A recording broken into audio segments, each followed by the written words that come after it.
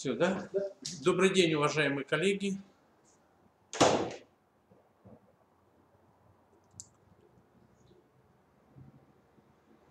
Почему тут с задержкой с такой большой? Ты на ютубе, да? Да. Мы начинаем очередное заседание Республиканского методического объединения учителей информатики. Программку я разослал, правда, достаточно поздно, где-то часа в 2 разослал, в крайнем случае посмотрите. Но у нас есть изменения в программе в связи с тем, что сегодня проходит пробный единый государственный экзамен. Возможно, и учителя информатики во многом задействованы. Ну, по крайней мере, в записи посмотрите сегодняшнее заседание. Оно последнее у нас в этом году. И выступлений будет, в общем-то, немного. Точнее, 2. Поэтому, но, тем не менее, важные. Вот первое слово я предоставляю Дюрягину Александру Максимовичу, учителю информатики Коми-республиканского физмат-лицея города Сыктывкара. И он познакомит с теми изменениями незначительными, которые происходят вот как раз в направлении сдачи ЕГЭ по информатике. Александр Максимович, пожалуйста. Добрый день, уважаемые коллеги. Как уже было сказано, хотелось бы познакомить с некоторыми моментами касательно ЕГЭ по информатике. Изменений, как было сказано, у нас практически нет. Все вопросы в рамках тех тем, которые были объявлены ранее, но планируются некоторые изменения в плане оценивания. И, собственно, хотелось бы, как председатель республиканской комиссии, отметить некоторые моменты, на которые хотелось бы, чтобы ребята обращали внимание, чтобы не допускать досадные ошибки, чтобы не терять баллы на практически ровном месте. На что хотелось бы обратить внимание? Я хотел бы в первую очередь поговорить про вторую часть, 24, 25, 26, 27 задание. Что касается 24 задания, здесь есть некоторые изменения в плане формулировки. Будет добавлена, на мой взгляд, полезная и хорошая фраза насчет того, что все-таки будет ровно 2 ошибки, потому что ранее было сказано, что найти необходимо все ошибки, и было сказано, что их может быть 1 или несколько, но не было указано сколько. На данный момент будет четко прописано, что будет 2 ошибки. То надо обратить внимание на то, что ошибки, как и раньше, будут не синтаксическими, а именно алгоритмическими. То есть не надо ребятам искать ошибки в духе неправильный тип данных, там, отсутствие точки запятой. Именно надо искать ошибки в алгоритме, их будет ровно 2. Также, какие стандартные такие ошибки допускают в 24 задании? Второй пункт 24 задания гласит следующее, что необходимо привести пример, для которого программа будет работать правильно, несмотря на, точнее так, выводить правильный ответ, несмотря на то, что она работает в целом неправильно. Важный момент, что очень часто указывается дополнительная информация, например, необходимо указать трехзначное число или указать последовательность из 4 чисел. Необходимо за этим следить и указывать то количество чисел или такой размерности число, которое нужно. Следующий момент, 25 задание. Что ты нажал? Нет, не то. Сейчас. Рвалось же, да? Там все нормально. Что касается 25 задания, я думаю, тоже это небольшая новость. Это было анонсировано уже давно. Во-первых, полностью убрана фраза насчет естественного языка. То есть, если раньше можно было написать алгоритм на естественном языке, то сейчас такой возможности не будет. Если учащийся напишет алгоритм на естественном языке, то, к сожалению, это решение будет оценено в 0 баллов. Именно таким образом. Кроме того, на что хотелось бы обратить внимание, одна из стандартных ошибок, которая, собственно, возникает, это отсутствие операторных скобок в программе. То есть, если даже по структуре видно, какие действия в каком блоке учащийся хочет выполнить, но потеряно begin-end, или, собственно, фигурные скобки, в зависимости от языка программирования, то, к сожалению, это решение будет оценено не в полный балл, то есть как минимум 1 балл уже будет снят. Ну и еще один такой момент. Необходимо отметить, что В некоторых языках программирования, в частности в Turbo Pascal, ну и Pascal подобных средах, необходимо в сложных условиях, в составных условиях, каждое простое условие обязательно ставить в скобки. Иначе данное решение тоже будет оценено не в полный балл, так как отсутствие скобок будет оцениваться как синтаксическая ошибка. Что касается 26-го задания. Задание самое сложное, самое долгое в плане описания, самое сложное в плане оценивания экспертами, поэтому хотелось бы тоже отдельные пункты обозначить. Во-первых, сейчас нет такого понятия, как частичное решение, поэтому каждый из пунктов из 3 оценивается либо зачтено, либо не зачтено. Даже первое задание, где есть подпункт А и Б. То есть надо оба пункта выполнить верно для того, чтобы полностью задание было зачтено. Что касается 3-го пункта этого задания, которое приносит 2 балла из 3, собственно, ситуации, которые встречались в том году на проверке. Если учащийся приводит решение просто полное дерево и не делает никаких выводов словесных, что выигрывает такой-то игрок, и ему нужно для этого выполнить такие-то, такие-то действия, то данное решение не будет зачтено. Потому что нужно обязательно указать, каким именно образом должен действовать игрок, который одерживает победу. На это нужно обратить особое внимание. То есть желательно отвечать вообще именно на вопрос поставленный. Кто выиграет, четко указать игрока, там Петя, Ваня и так далее.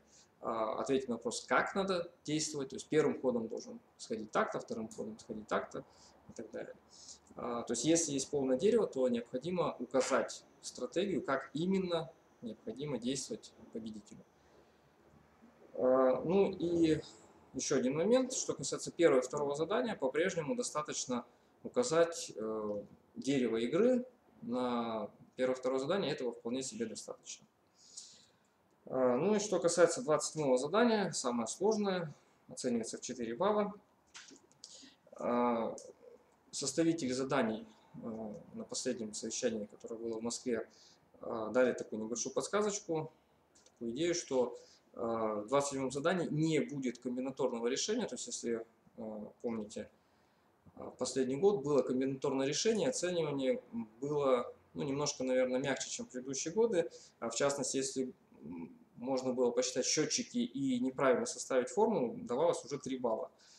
Что, наверное, не очень справедливо, если смотреть оценивание по предыдущим годам. Вот, поэтому комбинаторных задач такого сорта не будет, то есть составить просто формулу недостаточно будет.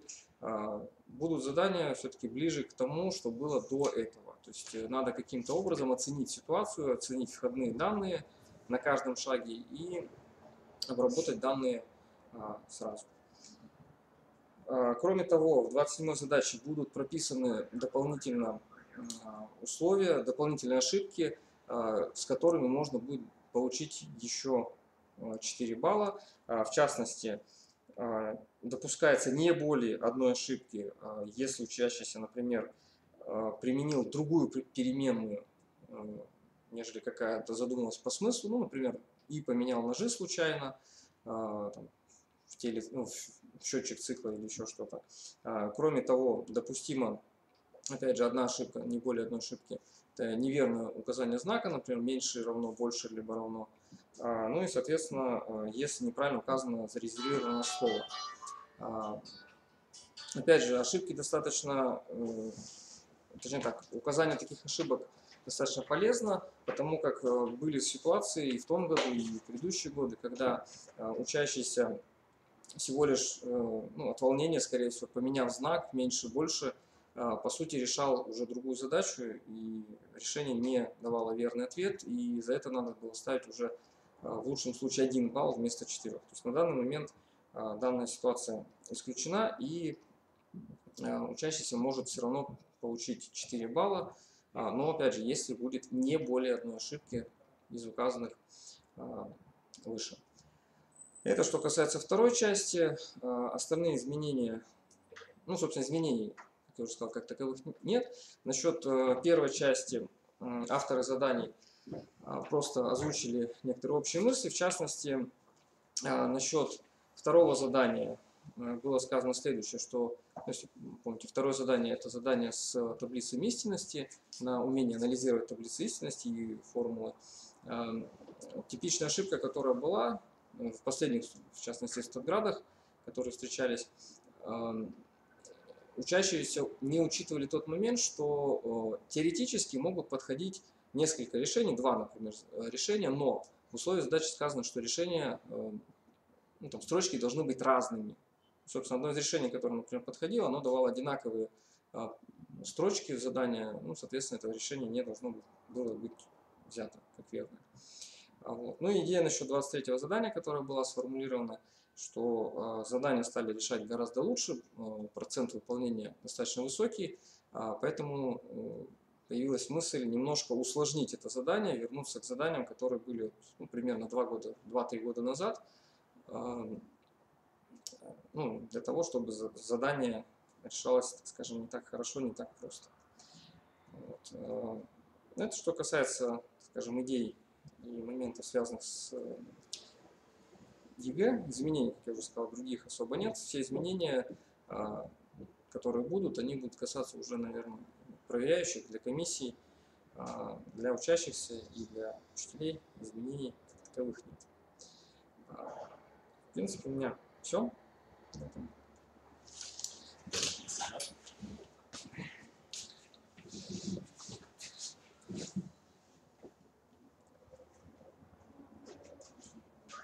Так, спасибо большое.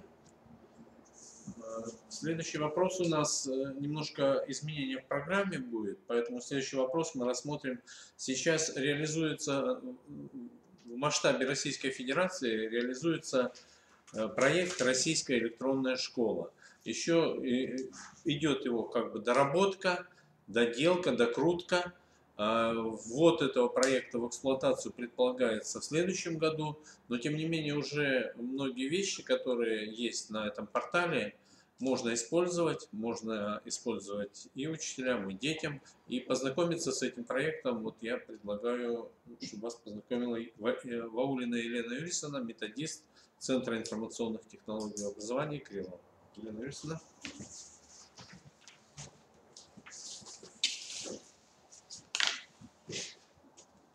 Добрый день.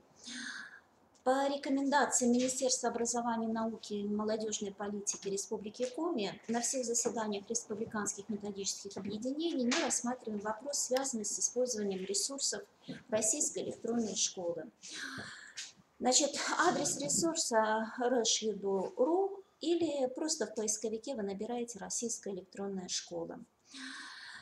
Значит, на главной странице мы видим различный выбор, это учебных предметов классов, театральные постановки различные, видеофильмотека расположена, и разработчики предлагают нам посмотреть видеосюжет о российской электронной школе, что задумано, что реализуется и что такое РЭШ? Что такое РЭШ? Это российская электронная школа, созданная по поручению президента.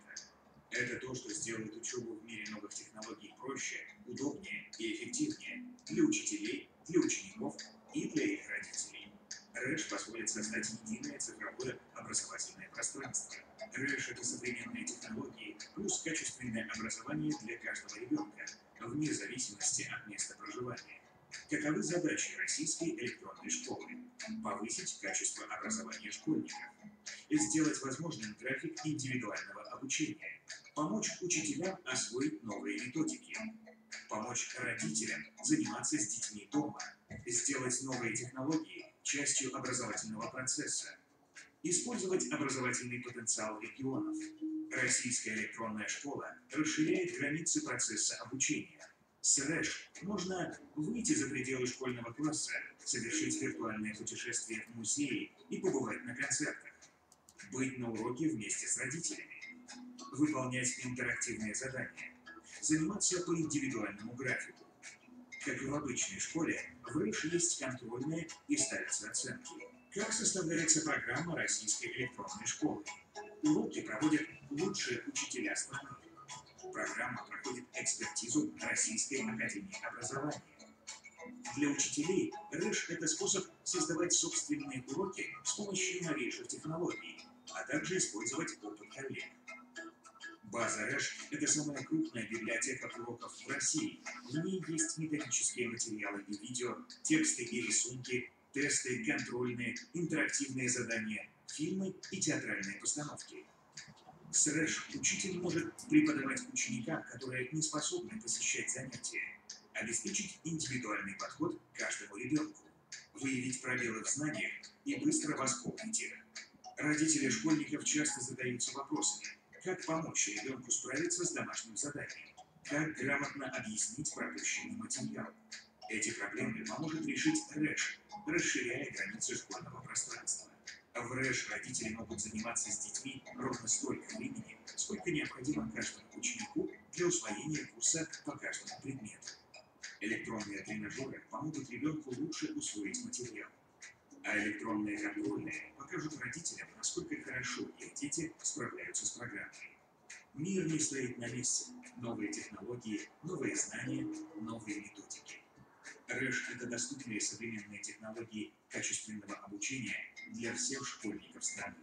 И единые методики обеспечивают преемственность образовательных программ. Учиться в РЭШ интересно не только детям, но и родителям. Значит, это то, что будет представлять себя Российская электронная школа, данный портал. Значит, все ресурсы Российской электронной школы будут доступны после регистрации. Мы видим в верхнем правом уголочке. Но и без регистрации, но даже при регистрации многие файлы недоступны на данный момент, потому что данный портал находится в разработке. Значит, что мы можем сделать? Мы пройдем по меню, и прежде всего мы можем выбрать предметы. В данном случае нас интересует информатика. Значит, можно выбрать, например, любой класс и какой-то урок.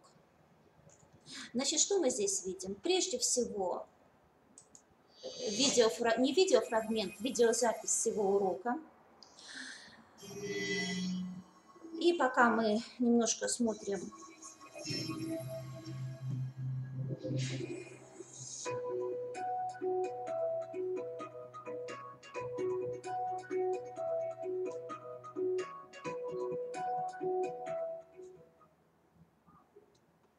Здравствуйте. Сегодня мы поговорим об основах. Пока мы смотрим видеозапись урока, можно посмотреть, что еще нам здесь предлагается. Прежде всего, конспект урока, который мы видим в видеозаписи. Значит, данный конспект урока мы можем использовать как целиком, так и творчески его перерабатывать Это только кажется, что самое важное для своей работы. Товары, услуги и деньги. Уроки включают и тесты, и домашние задания, и различные контрольно-оценочные материалы. То есть все это мы можем выбрать для себя, для своей работы. Кроме того, каждый урок у нас укомплектован это упражнение и задачи. Значит, при прохождении данных задач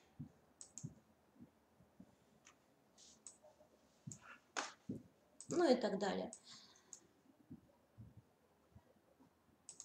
Значит, нам будут выданы затем результаты. То есть, проходить мы не будем. То есть, в конце будет выдано, сколько у нас правильных, и правильные будут отмечены слева задания. Затем, и здесь же предлагаются проверочные задания. Единственное, проверочные задания, они доступны только при регистрации пользователя. Это то, что нам предлагается по каждому предмету, но в данном случае по информатике. Так, затем, что мы еще здесь видим? Здесь предлагается, во-первых, в школе, но по меню, если мы идем, то что предлагается для самой школы? Для самой школы предлагаются тематические планы, рабочие программы, контрольные задания и так далее. Но, к сожалению, данные ссылки у нас пока еще в разработке. Затем то же самое родителям. То есть в ближайшее время портал постоянно наполняется, поэтому в ближайшее время, возможно, мы здесь все увидим. И задания, и по ЕГЭ, и проверочные задания, и контрольные, но пока это тоже все у нас недоступно. Значит, учителю, что предлагается, мы уже посмотрели. И точно так же нам предлагается, будут и рабочие программы представлены, все потихонечку со временем все это у нас будет на этом портале сделано. Ученик у нас при регистрации ученика, вот здесь вот он уже может отучиться в своеобразной виртуальной школе. Для него создается определенное расписание, определенное время его работы, и также родители могут просматривать его успехи в данной виртуальной школе, то есть в РЭШ. Так, и, значит, при регистрации есть создан гид по российской электронной школе, где очень подробно показано, каким образом можно зарегистрироваться самим, каким образом можно зарегистрировать своего ребенка, и каким образом можно привязать его данные об его успехах, то есть просматривая самому. То есть здесь вот и расписание и так далее. То есть здесь уже все подробно расписано, как вы можете регистрироваться и регистрировать своего ребенка. Значит, ну вот в целом такой вот проект нам предлагается. Со временем, конечно, он будет наполнен и будет серьезен. И еще разок хочу сказать, что, конечно, он постоянно пополняется, каждый день появляются новые материалы, и уже то, что есть, уже может быть очень полезно каждому в работе. Все, спасибо. Так, а если ученик зарегистрировался, и что, ему для него расписание? Расписание, отдельное расписание на неделю. Сейчас. Вот. И то есть можно будет просматривать, когда что он прошел родителям и когда что он сделал. Так, сейчас я посмотрю. Нет, у меня...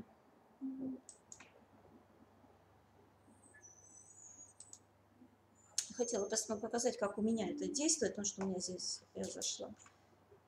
Как ученик? Нет, я не как ученик, как учитель, но у меня тоже просматривает, где что я не найду сейчас.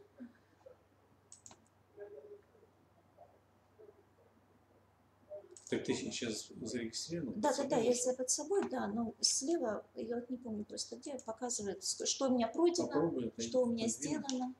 А, у тебя нет. Угу. Вот это...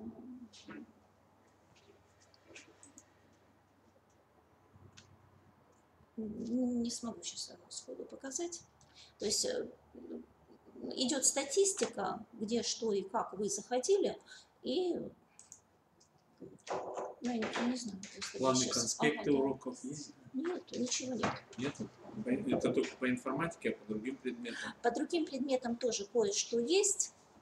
Сейчас покажу. То есть как сами планы к отдельным, сейчас еще разок выйдем на информатику, по отдельным классам есть, но мы видим, что, например, по начальным классам нет вообще ничего. Вот. По отдельным классам, например, вот 8, если взять, то там где-то нет вот конспектов уроков, они отсутствуют еще. То есть видеозапись есть, какая-то основная часть видеозаписи есть, но еще как таковых вот полного вида работы еще нет. Вот. Вот этот вот вопрос я потом посмотрю, где статистику. Смотреть, куда ты заходил и что делал.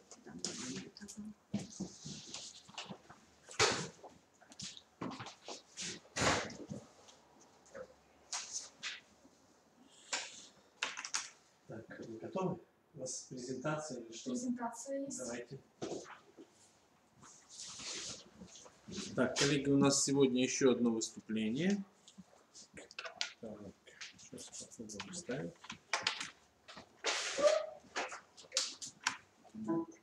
Шестопалова Елена Александровна, учитель информатики СОШ номер 12 города Сыктывкара. Изучение логики в рамках базового курса информатики. Так, сейчас мы загрузим презентацию. Так, ну я предоставляю вам слово. Камера здесь вот у нас. Можно уже начинать выступление. Можно, наверное, прямо с флешки.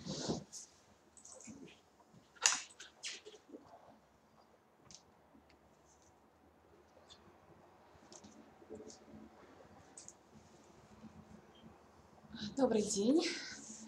Я приготовила небольшое выступление, посвященное логике в рамках базового курса информатики в общеобразовательной школе.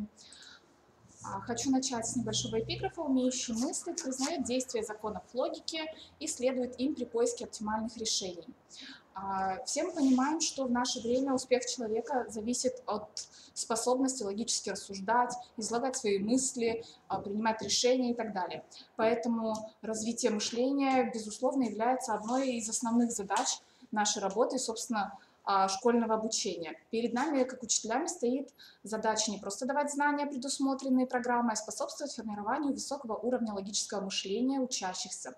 При этом информатика имеет огромные возможности для реализации этой цели. Формирование необходимых качеств современного человека, а также качественное преобразование информации в знания невозможно без изучения основ логики. Логический прием мышления результативно формируется и развивается, если процесс становления отвечает нескольким методическим требованиям. Учет возрастных особенностей, последовательность формирования логических приемов мышления, системность и непрерывность и преемственность в обучении.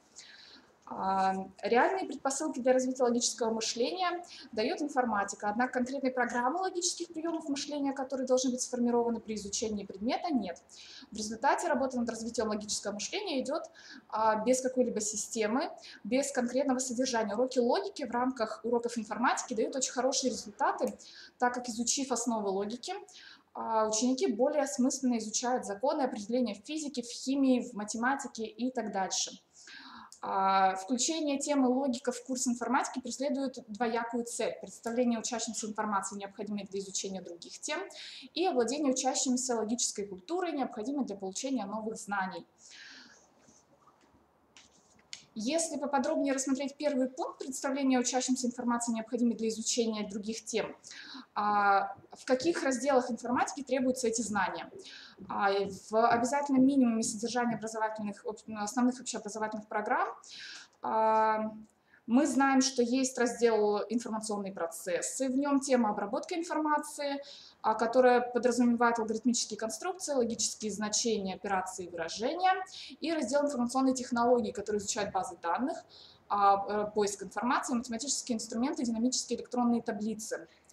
По сути, в анализе минимального содержания курса информатики показывает, что при любом способе упорядочивания тем операции будут выполняться учащимся постоянно при составлении условий для поиска в баз данных в интернете, при изучении алгоритмизации в теме и устройства компьютера. Знание логики стремительно возрастает в современной школе. Это вызывается многими причинами. Умение строго и четко пользоваться терминологией, понятиями. Современная эпоха характеризуется как эпоха диалога. Это требует от учеников умения доказывать, обосновывать, аргументировать, знание элементарной логики. Изучение логики основательно повышает общий уровень культуры, потому что абсолютно в любой области знания используется форма логического мышления. Изучение основ логики делится на 3 части. Элементы формальной логики, элементы математической логики, логические основы устройства ЭВМ. Собственно, выделяются задачи, которые отводятся для изучения основ логики. При изучении этой темы вводятся основные понятия математической логики, необходимые при изучении базового курса информатики. Также их использование при работе с прикладным программным обеспечением в языках программирования. Я проанализировала несколько ОМК, несколько программ, которые предлагаются 3 авторами: Босовой, Симакиным и Угриновичем, именно на предмет наличия темы логика в разных параллелях, на разных уровнях образования. Если рассмотреть 5, 6, 7 класс, то мы видим, что на начальных этапах изучения информатики тема логика предусматривается только по ОМК Босовой. В 5 классе это одна тема решения логических задач с помощью нескольких таблиц. И в 7 классе элементы алгебры логики, которая более подробно рассматривает данную тему, раскрывается в достаточно большом объеме. По сути, все необходимое, что может усвоить ребенок в 7 классе. Если посмотрим далее 8 и 9 класс, то в 8 классе данную тему предполагает изучение ОМК Симакина, но только в контексте раздела, посвященного базам данных. По сути, эта тема изучается на 3 уроках, основные логические величины и формулы в контексте баз данных, условия выбора простые логические высказывания и условия выбора и сложные логические высказывания. В 9 классе логику предлагают изучать Босова в контексте табличного способа решения задач и Угринович, который предлагает изучать алгебру логики, логические основы устройства компьютера, плюс 2 практические работы, посвященные логике, и итого 4 часа.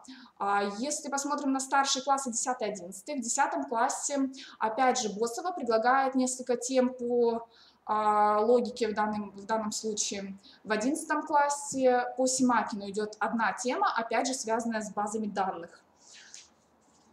Как мы видим, что самый большой объем изучения этой темы представлен Босовой. Симакин предлагает изучение темы только в контексте баз данных. По Угриновичу эта тема рассматривается как отдельная, но предлагается достаточно мало часов. Если вспомнить, что итогом изучения информатики по большому счету у нас является сдача экзаменов в 9 и в 11 классе, давайте посмотрим, какое отражение нашла эта тема именно в экзамене. Для начала 9 класса, ЛГ 9 класс, информатика. Логика. Второе задание – умение определять значение логического выражения. Базового уровня задание достаточно простое, но все же. 12 задание – умение осуществлять поиск в готовой базе данных по готовому условию. И 18 – умение осуществлять поиск информации в интернете. Тоже тема, связанная с логикой, по крайней мере, логические операции или знать требует. В 11 классе, если в 9 классе мы видим, что задания достаточно простые базового уровня, то в 11 классе 4 задания посвящены логике. Второе задание базового уровня – умение строить таблицы истинности и логические схемы. 2 задания повышенного уровня – это 17-е поиск информации в интернете и 18-е знание основных понятий и законов математической логики, и 23-е высокого уровня задания направлено на умение строить и преобразовывать логические выражения. Как видим, тема логика находит свое отражение и в экзамене 9 класса, и 11. Если в ОГЭ 9 класс это достаточно легкие задания, которые, по большому счету, ребенок может научиться решать сам и без помощи учителя, то в 11 классе мы видим, что задания, связанные с этой темой, уровень сложности имеет более высокий. Поэтому именно эти задания, как правило, вызывают сложность на ЕГЭ, особенно задания 18 и 23. Если, например, задание 2 в ЕГЭ можно решить, даже не вникая в саму тему основы логики, то есть, по крайней мере, решить его перебором вариантов, то задание 18 и 23 требует достаточно глубоких знаний, соответственно, требует достаточного уровня подготовки. В связи с этим можем сделать вывод, что изучение логики в самых популярных УМК программах является недостаточно полным, по крайней мере, поэтому нужно искать какое-то решение проблемы. В данный момент в моей школе, в моей практике это решение отражено в факультативе. То есть на факультативах мы стараемся эту тему разбирать наиболее подробно и включать хотя бы какие-то ее фрагменты в другие темы.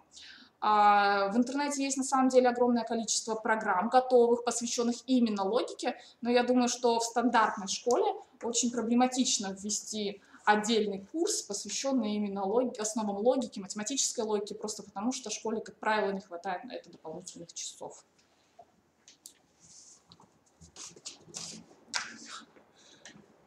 До свидания, скажите.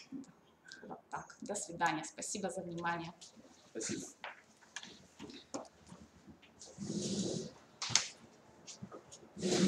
Спасибо коллегам, выступившим на сегодняшнем нашем заседании. Как я уже сказал в начале, это у нас последнее в этом году заседание Республиканского методического объединения учителей информатики. Всего за учебный год у нас прошло 4 таких заседания, выступило порядка 15 человек. Но хотелось бы, чтобы учителя информатики были поактивней. Не забывайте, что у нас здесь есть чат, и в чате можно задавать вопросы. Предлагаю в ближайшее время на почту мне отправить свои предложения по формированию программы, возможно, на следующий учебный год. Я думаю, что это будет полезно всем и для аттестации, Ну и для нашего общения, для обмена опытом хотелось бы увидеть опыт сельских школ, в которых и с интернетом есть проблемы, как выходят сельские школы, выкручиваются из этой проблемы. Хотелось бы видеть и тоже их на наших заседаниях. Мне хочется пожелать вам в связи с предстоящими у нас и ОГЭ, выпускными экзаменами, ОГЭ и ЕГЭ, пожелать вам успешной сдачи, вашим ученикам успешной сдачи этих экзаменов, пожелать успешного летнего отдыха и с новыми силами в следующем учебном году приступить к новой работе. Спасибо всем за внимание, до свидания, до следующих встреч.